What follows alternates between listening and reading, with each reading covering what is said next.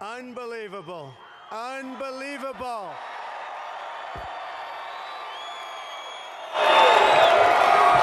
I want to thank you. You know, there's like 7 accidents outside. I have never seen anything like it. It cannot be like this tomorrow, but I think it's going to be fine. It stops tonight at 2 o'clock, we think. So nobody's going to have any excuses. This is an incredible turn. We have a blizzard, or at least a very bad storm, and to have this many people, I want to thank everybody. You know, thank you. So, this is now crunch time.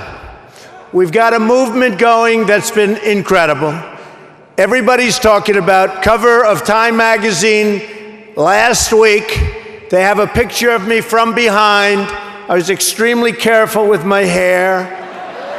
They have a massive crowd out in front, and they talk about a movement, and that's what it is. It's a movement, folks. It's a movement.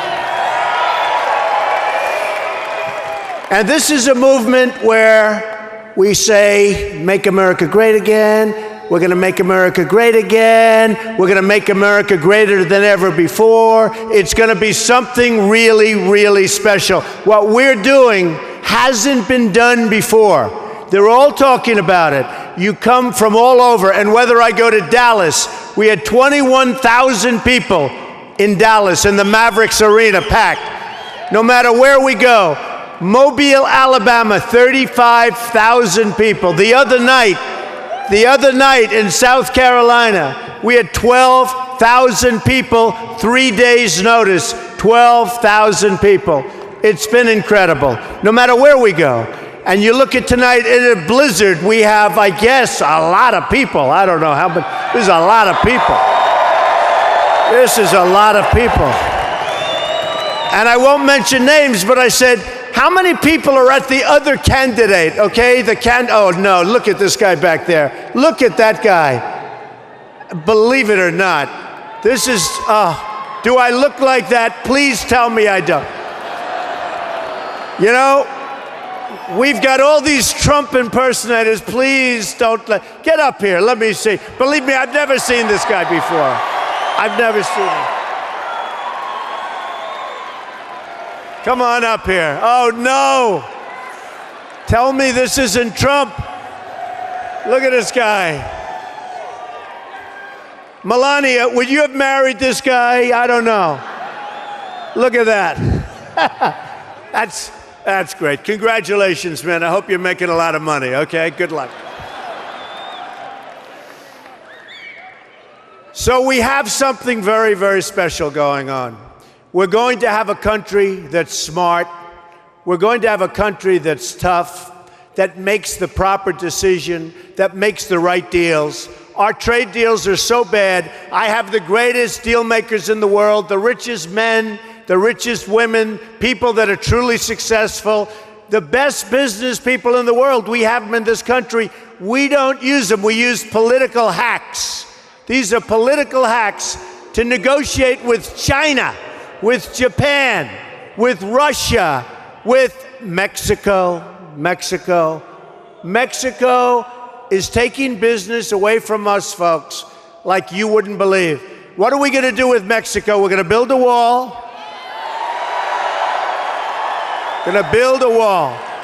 And this is going to be a real wall. This is going to be a wall that's going to stop the heroin and the drugs from coming to New Hampshire, believe me. This is going to stop it. And my favorite part, I'll only do it once because I don't do it all the time. You know what's coming. But I want to do it just one time because this is sort of our final love fest, all right? Now, tomorrow will be an even better one, but this is the one, because tomorrow you have to get out and you have to vote no matter what. I say it all the time. If you're sick, if you're really like you can't move, you're close to death, your doctor tells you it's not working, your wife is disgusted with you, she said, I'm leaving. No matter what, She says, darling, I love you, but I've fallen in love with another man. I don't give a damn. You gotta get out to vote, right? Right? You gotta get out to vote. My wife doesn't like it when I say that. She says, you shouldn't say that, but that's okay. Speaking of my wife, Melania, come up. Come on up.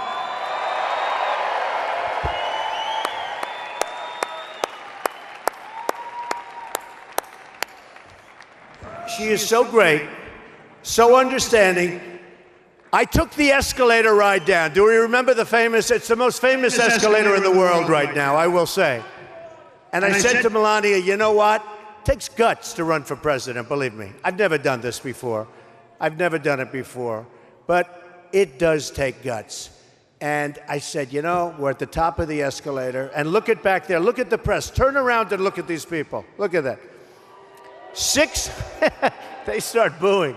They start booing. Oh, by the way, look at that. Mika and Joe. Mika and Joe. Look at that. We've got them all. We've got them all. But look at the press. By any standard, they have, I think, 600 requests. Look at that. That's like, darling, the Academy Awards. The fact is, there is something special. So I'm standing on top of the escalator. I look downstairs. You can take that and double it. And I said, we have no choice. We have to do it. And it does take courage. And I took a deep breath like this. And I said, let's go. And she has been so unbelievable. She has been so understanding. I've been campaigning. True. Unbelievable. Unbelievable. Because I never thought I'd say this. You know, I'm a business guy. I create jobs, etc., right? We do great deals. I've been working and campaigning since June 16th, just about. We've been #1 in the polls every single week. And I've been campaigning, and I've been away, and it's been very tough. But I will tell you, I've loved doing it. I've met the most unbelievable people. I call Melania all the time. I say, it's incredible. I say, we had the most incredible crowd in Dallas. We had the most incredible crowd in Oklahoma. She said, really, I couldn't tell. I said, what do you mean you couldn't tell? It was broadcast live all over the United States and beyond. But the cameras never leave my face. I said, well, what's going on? And then I figured out why. Nobody wants to see that we have the biggest crowds. The biggest crowd for a Republican candidate tonight is 212 people. And look what we have. Is that correct? Look what we have. And that's on top of the fact, you know, we have 4 of our incredible, wonderful executives that have been working with Corey and the whole group, and they're now lying on the side of the road. They're in accidents. Everybody's got accidents. And I want to make sure they're okay. I think they're okay. Hope, are they okay? They are. If they're not, nothing I can do at this point, right? So I just want to thank everybody. Melania, you want to say hello? Thank you.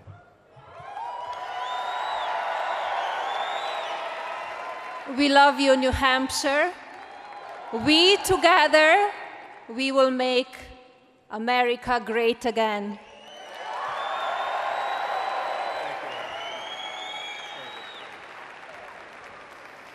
Oh, she's going to be a great first lady. I want to just tell you one thing.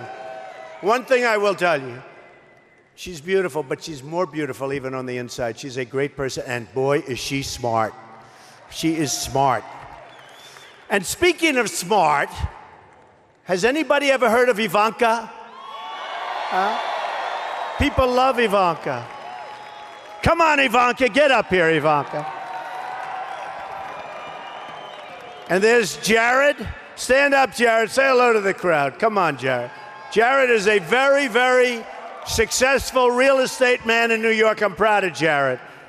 So Ivanka, famous Ivanka from The Apprentice, they were begging us. NBC wanted to renew for a long time. And they wanted Ivanka, they wanted Don and Eric. I said, I can't do it. I really can't do it. Steve Burke came up, who's a great guy from Comcast, the boss, came up to my office. He said, Donald, we want to renew. I said, Steve, I think I'm running for president. This was about 2 months before the famous escalator trip. I said, I think I'm running for president. He said, Donald, I don't think you are. Come on, let's renew. And then they went out at the upfronts and they announced that we're running and that we're going to do The Apprentice, which caused me a lot of problem because I told these guys I'm running and nobody believed it after they announced. But one of the things that they really like, they just love, well, I'll tell you what they really like. They like the ratings. Okay, that's what they really like. But we renewed The Apprentice. I told them I'm not doing it. And I'll tell you what, I don't care what happens, no matter what. This has been the most amazing experience of my life. And you people have made it that way. You people have made it that way. And I told Ivanka and I told the kids that we're not going to do The Apprentice anymore. We're going to do this. We're going to run. Ivanka is about 2 weeks or maybe less from having a baby. And in Iowa, I said, you know, I think she's going to have a baby, maybe in Iowa. And I know that I would have won Iowa. I probably did win it anyway if you add the Carson votes. No.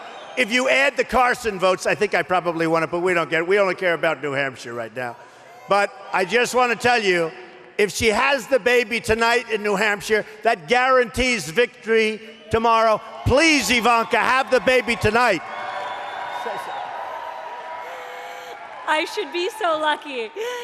New Hampshire, thank you so much. It has been amazing spending the last couple of hours here, and obviously over the previous weeks I've been here quite a bit, but my father has called me so many times and said just the energy, the enthusiasm, the spirit of the crowds here are amazing, and it really encourages us and keeps the momentum going. So thank you so much for being here. I have been watching my father work his whole entire life. He's worked incredibly hard to build an unbelievable business, to provide jobs for tens of thousands of people that we employ at the Trump Organization, and to inspire each and every one of those people. So to now see him working this hard for all of you, and that's what he wants to do. He wants to make America great again, and I have no doubt that he will just do exactly that. So I've never known him to do anything other than rise to the occasion, and I'm sure that will happen here. So come out and vote tomorrow and enable that outcome. Thank you all so much for being here. Thank you.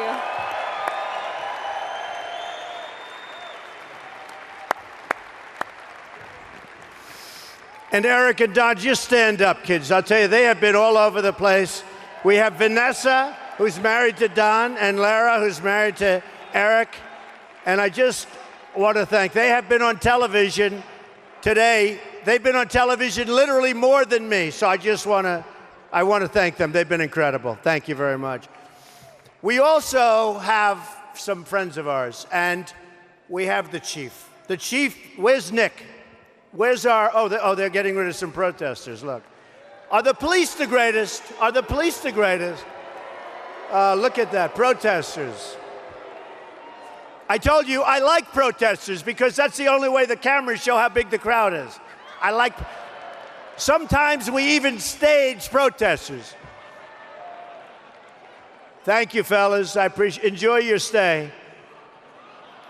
Where's Nick Willard? Nick, Chief of Police. Get over here, Nick. Get over here, Nick. This guy is so incredible right here. The police department has been so incredible. So, Nick, I want to thank you. We went over the other day. We met people who are in seriously good condition. Nobody going to mess with your police department. Is that right? So, Nick, thank you, and thank the department. I appreciate it. So, a couple of weeks ago, a certain politician, nice politician, Nikki Haley, said in a speech, a rebuttal speech, that referring to me, although my name wasn't mentioned, and then ultimately it was confirmed, that I'm angry, that I'm very angry, and that the people that are with me are very angry. And the people that are with me are really with me. Those aren't the people that are 20% and they can flip. In fact, one of the things that's come out in all of the studies is that the people that are with Donald Trump, they're seriously with us. Like, they're not going anywhere. They're not going anywhere. Whereas other guys, I think, including the two categories, we're at 92%, nobody's changing. Whereas other guys are at 18%. In other words, they'll change if the wind changes. My people stick with us. And it was made, and the statement was made, that we're angry people. We're on the cover of Time, we're on the cover of all these magazines. And I said, we're not angry people. We don't want to be angry. But I said, right now, I will agree. Me, personally, and a lot of the people that are with me, we are angry because we're angry at incompetence. We're angry at the Iran deal, where we give away $150 billion and get nothing. We're angry at our trade deals, where China is making so much money that we've rebuilt their country, and in the meantime, our country and the infrastructure of our country is going to hell. We're angry when we make a Sergeant Bergdahl deal, who's a dirty, rotten traitor, where 6 people were killed looking for him and trying to bring him back, killed. 6 young, great people killed looking for Sergeant Bergdahl. And we make a swap knowing that he was a traitor. They had a colonel and a general talking to these people and talking to the people that worked with him. They knew he was a traitor. They knew it. And we make a deal. Sergeant Bergdahl, we get, and they get 5 of the worst killers that they've coveted. They've coveted for the last 9 years, okay? We're tired of deals like this. We're tired of Obamacare, which we will repeal and replace.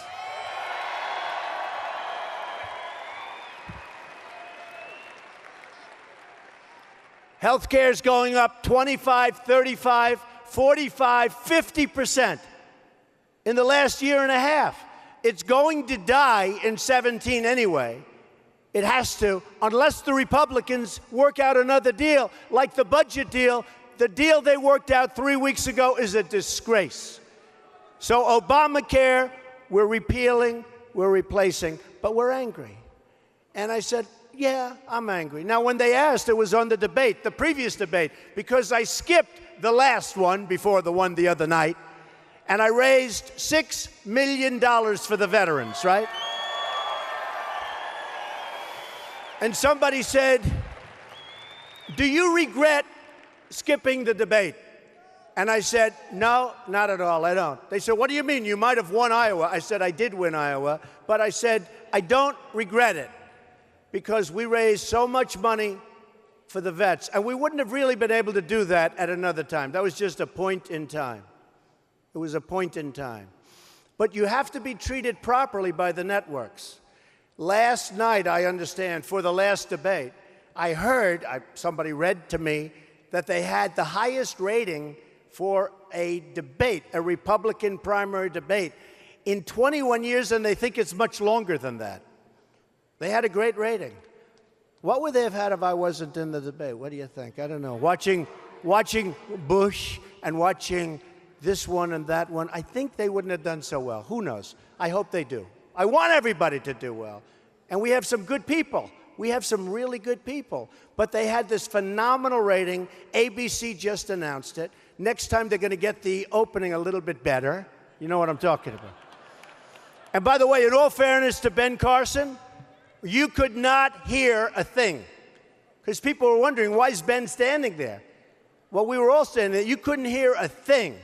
So it was nobody's fault. It was actually a production mishap. And it makes for more exciting, right? Isn't it more exciting? Right? So we are people that are not going to be angry for long.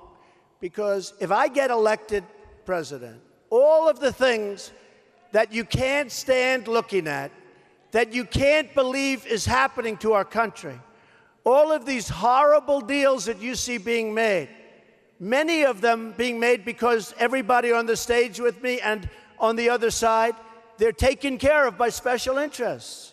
They have their lobbyists, their special interests. They're getting tremendous amounts of money. You won't be angry anymore. You'll be happy. You're going to be very happy. You're going to be very, very happy. Telling you. And it won't take a long time. It won't take a long time. You know, recently I just asked for tickets. I wanted tickets for the debate. I said, you got to give me tickets. Star power, right? I figured I had a lot of power. We get 20 tickets. everybody gets like 20 tickets. So we called the RNC, Corey, called the RNC. We want tickets. Well, we can't. Who's got them? All of the donors have it. The donors. The donors. You know what the donors mean? I said, that's no good. I don't have any donors because I'm self-funding. I don't have donors. So the donors don't mean donors. The donors, that's a nice word, donor, but it's not donors. It's special interests, lobbyists, all these people that have total control over the candidates. They had all the tickets. Now, I must tell you, Time magazine did a poll, and the poll, who won the debate? And I won the debate with almost 70% of the vote. Number two had 6% of the vote, so I had 70. Believe me, I have no power over Time magazine, but I had 70% of the vote. Number two had 6% of the vote, and then it went down from there. So we do well. I said, I can't get any tickets. And then I announced during the debate, because I'd hear these people make these really lame statements, and you'd hear the place erupt in applause. I'd say, what the hell's going on over here? But I understood. I understood. And I announced on television, the reason the audience is clapping for certain people up here is because they're donors and special interests and lobbyists, and they have total control over the people. And they don't like me because I'm like their, and I know many of them. Actually, they do like me. I'm even friends. But if they ask me to do something, and if I'm president, I'm saying bye-bye, I'm working for these people out here.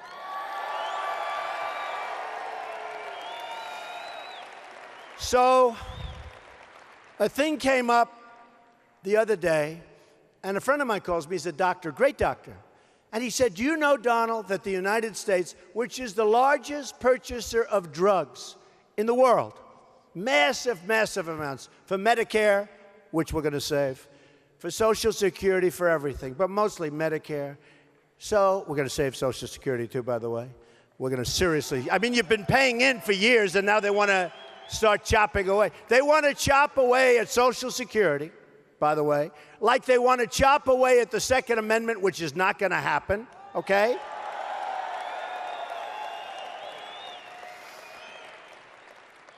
Like, honestly, like they're doing with religion, like they're chopping away at Christianity. And believe me, they are doing that. And this may or may not be a somewhat religious audience, but I will tell you one thing. Very soon, we're going to start saying Merry Christmas again when it's Christmas in the stores. Very soon.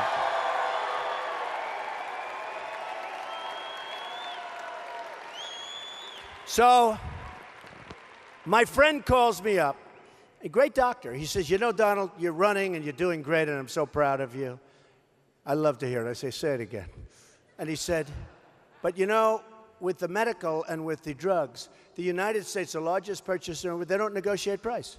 It's almost as if you want to go and you want to buy drugs. There's drugs to make you feel better, right? Drugs to make you feel better. You want to buy drugs, you have to get drugs, you go to the drugstore, you buy it off the counter. The United States is paying like a price like that. I said, you have to be kidding. He said, I don't know why. I said, I do. Because the drug companies have an unbelievable lobby, and these guys that run for office, that are on my left and right, and plenty of others, they're all taken care of by the drug companies, and they're never going to put out competitive bidding. So I said to myself, wow, let me just some numbers. If we competitively bid drugs in the United States, we could save as much as $300 billion a year. Think of that. No, think of it. Think of it. Think of it. That's one element. And the reason, I mean, you take a look, he's a friend of mine. And we don't have that much television there, just about 600 people back there. So I won't insult him. And he happens to be a very good guy. Woody Johnson, right? Woody Johnson, of Johnson & Johnson. He's Jeb Bush's campaign finance manager. He's running Bush's campaign. Now, you tell me, seriously. Well, listen to this about Bush. Number one, he's in favor of Common Core. Number two, he's weak on, no, Bush he loves Common Core. He's the only one that I know that likes it, but that's okay. We're going to bring education back locally. No more Common Core. No more Common Core. He's also weak on immigration, and that's no good. Remember, they come as an act of love. Remember that whole deal? Education's very interesting because we're number 30 in the world. You have Norway, Sweden, Denmark, China, and plenty of others. Then you have third world countries. And number 30 is the United States. So we're 30 in the world in education, and we're number 1 per pupil in cost, by far. Number 2 isn't even close. So that's the way it is. Not going to happen that way anymore, folks. Not going to happen that way. Now, with savings, so the drug companies, they have tremendous power. If they're talking about $300 billion, I mean, that's a lot of money. $300 billion. And then you wonder why. Because a lot of people say, how could people be so stupid as to not bid things? They know it's wrong, but they're politicians. All talk, no action. They're good at one thing, getting reelected. You have some good politicians, but you have mostly people that think about, how do I get reelected? Okay? How do I get reelected? So I'm the only one. I'm self-funding. So when these guys see me, who I know, many of the guys, I'm looking at the room. I'm standing at the debate. I'm watching Marco sweating like a dog on my right. I'm watching Ted Cruz say, no, I would never say that about Donald, but he said something bad, and they asked him, would you say it again? He said no, and I like that he didn't do that, because we would have ended up in a big fight. But it was nice that he didn't, honestly. So I have him here. I have Marco. Honestly, Marco was having a hard time. And he's a nice guy. He's a nice guy. I mean, again and again and again, after 3 times, I have a very good memory. And after 3 times, I said, wait a minute, he said that about 3 minutes ago. Then I said, wait, he said that 2 minutes ago. It's the same exact thing. So after the 5th time, I said, what the hell's going on over here? But we need really smart, really tough, really fair people with great heart that want to take care of your health care, want to take care of people that can't afford health care. It's very interesting. We're going to bring down the price of health care. We're going to bring it down big league, big league, because President Obama lied 28 times. He said, you keep your doctor, said you keep your plan, 28 times. I kept saying, why doesn't somebody get sued for fraud when you do that? 28 times. And even Democrats went because of what he said, and they wish they weren't in that position. So he lied. But you know what? A lot of people give me heat because I say, we got to take care. There's a small group, relatively, of people on the bottom that are not going to be able to be taken care of. And I say, we have to, as Republicans, we have to take care. Does anybody not want to take care of them? I said, we're not going to have people dying on the streets. We're going to get them into a hospital and take care of them. Because we're not going to have people dying in streets. And I say that. And I said, and all the time I get applause. And then they say, oh, he wants to do this, he wants to do that. That's not the public. Let me tell you, the Republican way is people can't take care of themselves. We have to help them. We're not going to let them die. And I say it all the time. We're not going to let them die on the sidewalk. We're not going to let them die on the street. And it's not even a lot of money. We have hospitals doing no business. We got to get them fixed up. But we're going to save tremendously on health care. It's going to be private. We're going to take the lines out of play. We're going to have so many different options. It's going to be so much better. It's going to be less expensive. You looked at your deductibles. Not only are your rates going up, but you look at deductibles right now. Unless you get hit by a tractor, you'll never, ever be able to use your health care. And look at Washington. They don't even want the Obamacare. They don't have to have it. I wonder why. They don't have to have it. So we're going to take care of it, folks, and we're going to have so many great things.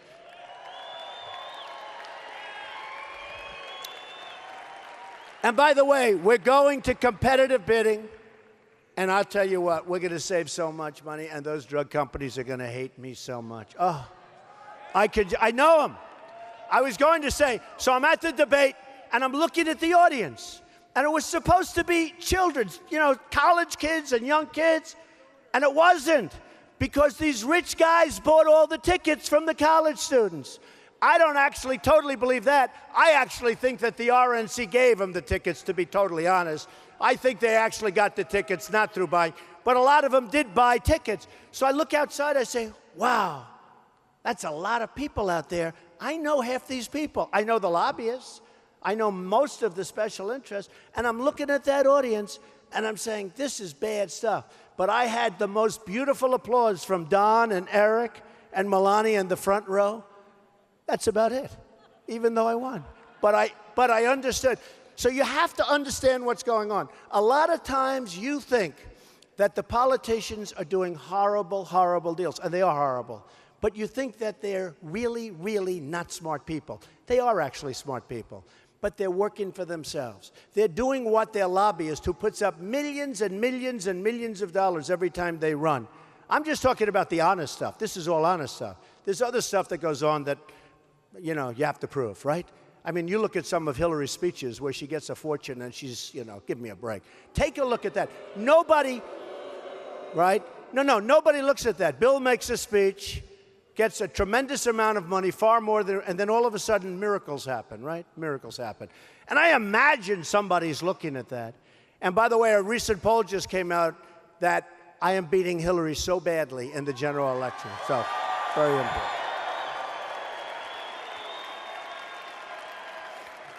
So, just like we do, because people say, how are you going to straighten out the budget? It's a mess. Just like we do with what I just told you about medication and buying medicines and all of this, same thing happens with the military. We're going to build our military so strong, but we're buying equipment and we're buying things that our generals don't even want. We're buying things that they don't want. We're buying planes they don't want instead of another one because that company has better lobbyists and they're stronger. We're going to get them the equipment they want. We're going to save a lot of money, and we're going to build ourselves so strong. Nobody, I'm telling you, nobody is going to play with us. We don't want to use it. Nobody is going to play with us. We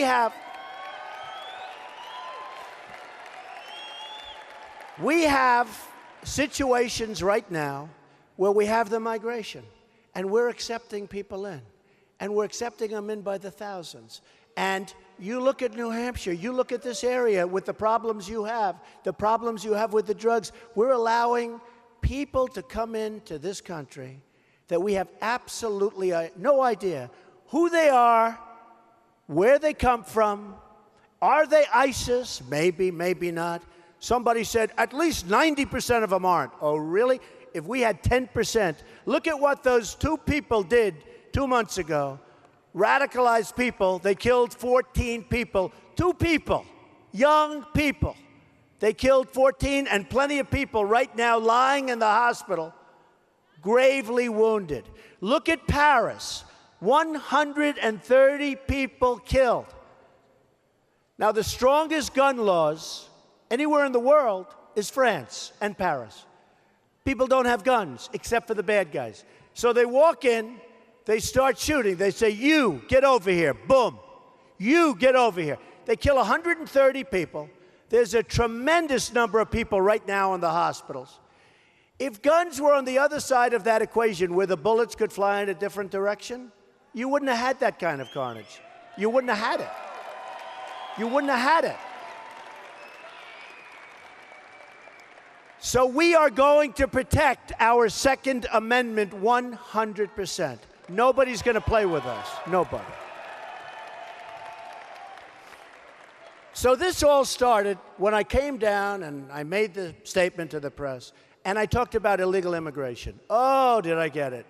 Did I get it? Well, that was like tough. For 2-3 weeks, it was brutal. Then all of a sudden, people started saying, maybe he's got a point, maybe he's got a point. Then 4 or 5 weeks later, people are they're coming out really strong. They're saying, I think Trump's right. There is a lot of illegal immigration, and it's causing us a lot of economic harm, but it's causing us a lot of trouble from a criminal standpoint. Right now, as we speak, it was released last week, we have 179,000 illegal criminal immigrants. Illegal criminal. These are people that have been convicted of crimes, some very big crimes. That means we have 179,000 people here that have committed crimes that big crimes, that shouldn't be in the country. That's bigger, 179,000 people is bigger than any city by a lot in New Hampshire. That's a massive amount of people. That's a massive amount. So we're going to do something that's going to be, whether you like Dwight Eisenhower, no matter what you do, Dwight Eisenhower, I like Ike. Everybody said, nice guy. We either have a country, folks, or we don't. Remember this. We either have a country or we don't. So we're going to have to take people. We're going to get rid of those 179. And I don't want to put them in our jails. I don't want to put them in our jails. Our jails are costing us a fortune. We're bringing them back where they came from. And we're going to be respected by those countries, which were not respected at all by those countries. We're bringing them back where they came from. And let that country put them in prison for the next 25 years, because we're not doing it. And they're never, ever coming back to our country again. They're gone. Never.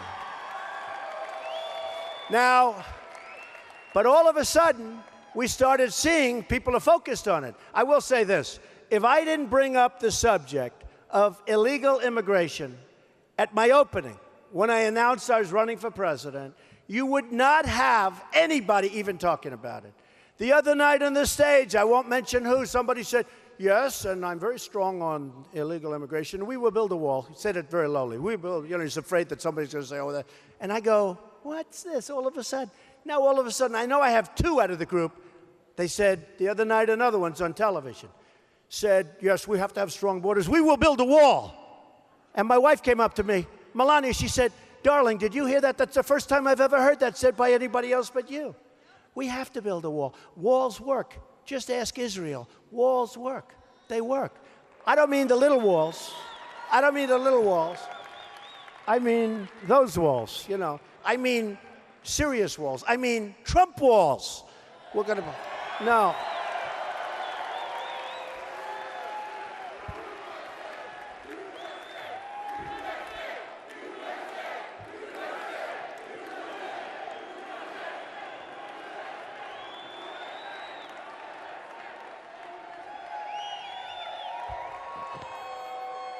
They work. They work. And they work if they're right. In Time magazine and a couple of magazines I read, I've been on the cover of Time magazine so much lately. When I was on last week, I didn't even know they were putting them in the cover. Can you imagine? That's when you're really hitting it big. When you're on the cover of Time magazine, you don't even know you're going to be on the cover. That's good. But they had like this ramp. They had a wall like this, and they had a ramp built over the wall, and then another ramp, and they have trucks going over the ramp. And they're loaded up with drugs. They have trucks going right over the... I didn't even know why they didn't just rip down the wall. It's so little. It would have been cheaper, right? But they have a ramp. It goes up. It goes down. They sell their drugs in the United States. A lot of them come over to here, to New Hampshire, and they get back on. They go back. They build ramps over the walls. And I'll tell you something. I met the Border Patrol people. They're phenomenal. The reason I met them is they called me, and they said, we'd love to meet you. And I went to Laredo, Texas. And it was incredible. These people are incredible. They can do the job. They're told to stand back. They're told don't touch anybody. They're told let people come in. They don't want that. These are incredible men and women, and they're standing there, and people are walking right in front. Beautiful equipment. Everything looks good. Everything's except for one thing. They're told don't do anything. And when they do something, they say give them a fine, let them go. They can go wherever they want. That's the end. That you never see them again. We either have a country or we don't. We're going to be so strong. And just let me ask you one question about the wall. Who the hell is going to pay for the wall? What?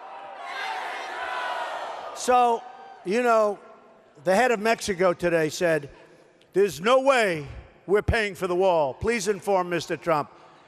I said, the wall's going to just get bigger when he has that attitude. No.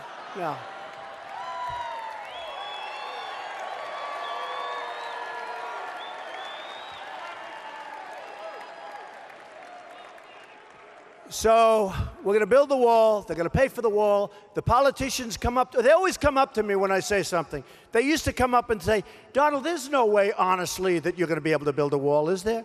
I said, of course. It's like easy. I build massive buildings. It's much tougher. They said, you can't really do that, can you? I said, absolutely. Now, just so you understand, 15 years ago, they wanted to build a wall. You know why they didn't build it? They couldn't get an environmental impact statement approved. It's true. They couldn't because there were snakes, toads, rodents, all sorts of crap right in the way. They couldn't. Can you believe it? We can't build a wall And you have China in the South China Sea ripping the hell out of the ocean and building military bases in the middle of the South China Sea. And we can't. Do you think, by the way, that China got an environmental impact statement? I don't think so. You know what they said? They said, we're going to build it. They started work the following morning. That's what happens. We are so left behind, and we worry about the carbon footprint. And I say, you know, I see Obama saying the single greatest problem this country has is global warming, okay? I'll tell you what, I just got outside. We got a blizzard outside. There's no warming. This is brutal. Somebody from New Hampshire said this is one of the worst winters, you know.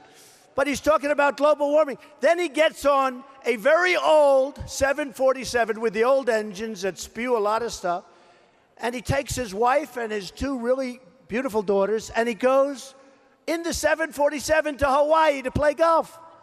And then he comes back, and then he has a speech on the carbon footprint.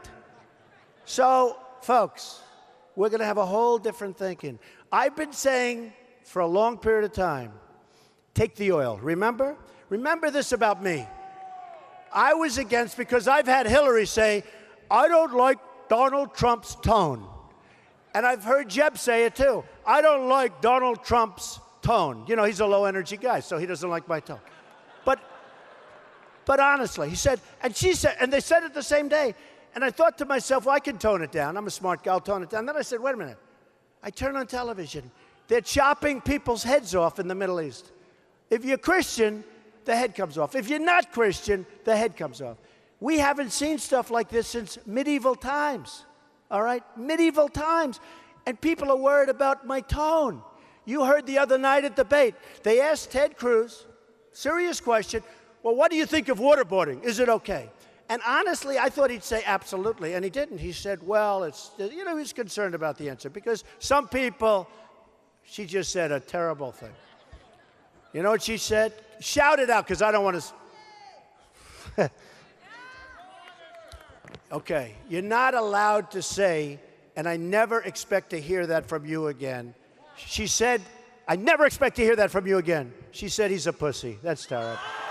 Terrible.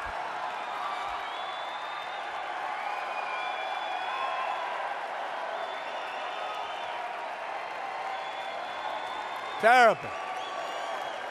That's terrible. Now,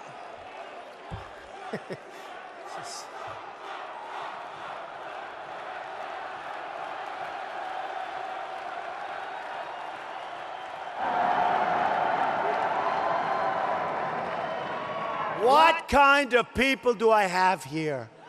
Okay, what do I have?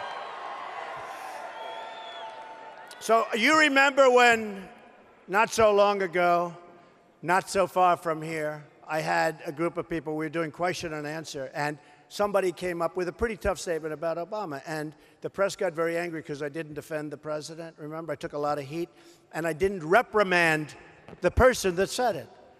So I want to just tell you right now, ma'am, you're reprimanded, okay? Can she stay? Can she stay? Okay. You're reprimanded. So for the press, this is a serious reprimand, just so the press knows. So we have lined up to make some of the great trade deals and to take our documents that are so bad. We have lined up the finest business people in the world. They're all lined up. By the way, they call me. I don't even call them. These are great, great people. Some are nice. Some are horrible human beings. Some are people that you don't want to have dinner with, but they're great at what they do. I know the greatest negotiators in the world. We need them. That's how we got into the hole with these deals that I'm telling you about. And believe me, other facets of our economy, it's the same thing. It's the same exact thing. We're going to save so much money. I was hearing the other day, they were talking about the budget, and a political person said, it's his idea and it's his goal to have the budget balanced within 25 years. I said, 25 years? And he thought he was doing a good job.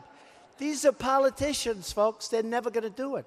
And we're going to do it great. We're going to have a better country.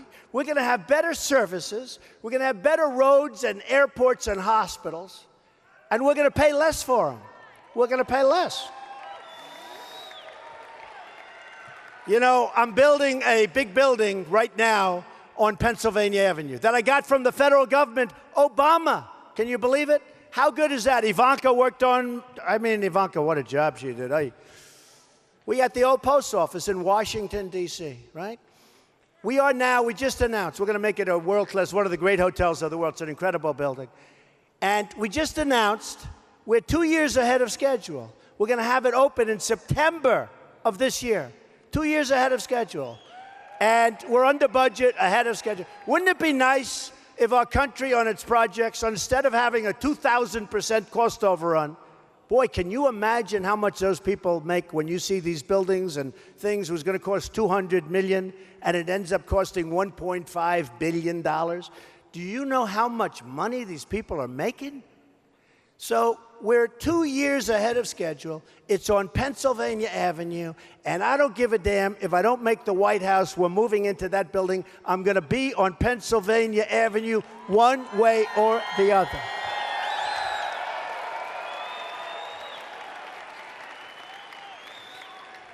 So I want to finish up because you got a bad evening out there and you have to drive. You have to do me a favor. I don't really care if you get hurt or not, but I want you to last until tomorrow, okay? So don't get hurt. If you're going to get hurt and if you're going to drive like a maniac, do it tomorrow after you vote. And I promise I will come and visit you in the hospital. I promise, all right? No. Okay, so I'm only kidding. I want you to be careful. But look, it's so important that we take care of our vets. Our vets are being treated so badly. And I have Al Baldessaro, who's with me all the time, who's the greatest guy there is, who loves the vets, who loves us, and who knows what we're doing. But we're going to take care of our vets. We're going to take care of our military. We're going to build up our military. It's going to be a thing of beauty. By the way, I have to tell you, it's the absolute cheapest thing we can do because nobody's going to play with us. It's the cheapest thing we can do. But we're going to take care of our health care. We're going to take care of every facet of our country. And we're going to start winning again. Folks, we're going to start winning again because we don't win anymore. We don't win on trade. We don't win on anything. We can't beat ISIS with our military. Can you imagine General George Patton? We can't beat ISIS. He would beat him by the time he walked down to the front row. We don't beat ISIS. We're going to start winning again. We're going to win on every single level of this country. We're going to win every single time we do something. We're going to win. We're not going to make stupid deals anymore. We're going to be led by smart people, and we're going to have our smartest people representing us. Now, I leave you with this. It's so important. It's so important. Tomorrow is going to be the beginning. I hear we have a lead. It doesn't matter to me. It doesn't matter to me. Who the hell knows what the lead is? You have some snow. It looks like it's going to stop. It's so important. We have something so special going on. You have to go out. You have to vote. We have to celebrate tomorrow evening. We have to have a great victory. It's so important because we are going to make America great again. We are going to make America greater, greater, greater than it's ever been before. And I love you all. I love you all. You're special. We will see you tomorrow. Let's have a big, big victory tomorrow. We love you. Thank you. Thank you. Thank you. Amazing people. Thank you very much, New Hampshire. Thank you.